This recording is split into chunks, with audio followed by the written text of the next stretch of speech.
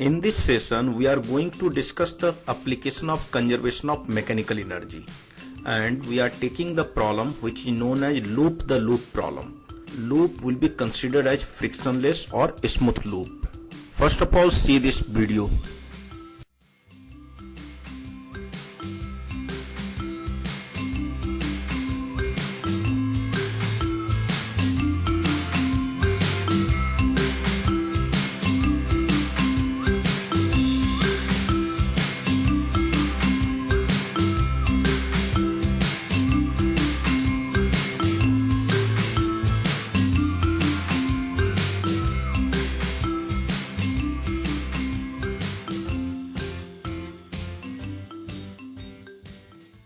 Now we are going to discuss a problem, and the problem is that a particle of mass m slides down a smooth surface. That means this one is the smooth surface and we are neglecting the friction on this surface, and the particle is released from this position from rest. This one is the vertical loop.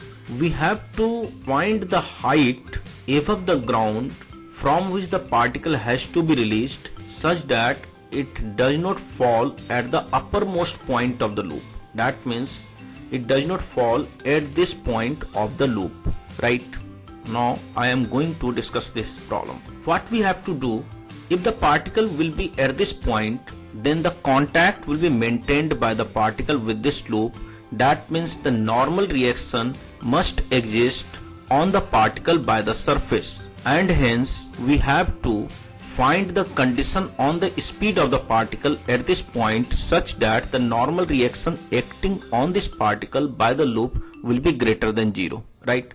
And then after that we are going to apply the conservation of mechanical energy to find the height h above the ground from which the particle will be released, right? This is the approach of this problem. I am going to discuss the problem in detail. Problem which is very important, and you can observe this problem at various places. The frictionless vertical loop, and this one is the circular track of radius r, and we are releasing an object of mass m, right? This object is sliding down along this frictionless track and it will reach to this point. What we have to do, we have to find the height that it can complete this loop. That means this block will not leave the contact at any point on this circular track.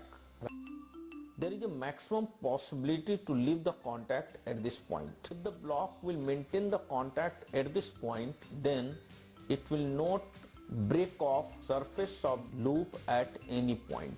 That means at this point the normal reaction acted by the circular loop is greater than 0, and for this we have to draw the free body diagram of this block at this point, right? Then the free body diagram of this block at this point will be, there are two different forces that will act on the block. One is the gravitational force mg, which is acted by the earth, and another one is the normal reaction N and mg is acting toward the center of the circle, and the net force toward the center of the circle, that means toward the center of the loop, will be n plus mg. This n plus mg equal to mv square by r, where v is the speed of this block at this point. This n plus mg must be equals to mv square by r, right?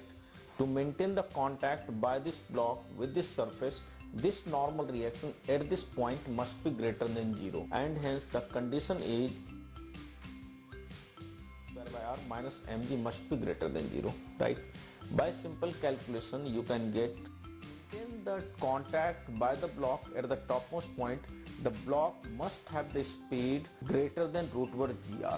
That means the minimum value of h at which the block will be released such that at this point the speed of the block must be greater than root over gr.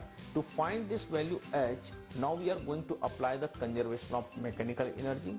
At this point, total kinetic energy and potential energy will be equal to total kinetic energy and potential energy at this point, right? At this point, the potential energy will be mgh with respect to this reference line. This one is the reference line that we are taking to measure the gravitational potential energy, and the gravitational potential energy of this block at this point is mgh, and the kinetic energy of this block is 0 because the block is released from rest, right?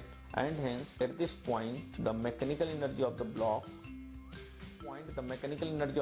is mgh, and that will be equal to the total mechanical energy of the block at this point, half mv square plus mg2r. The height of the block with respect to this reference line is 2r.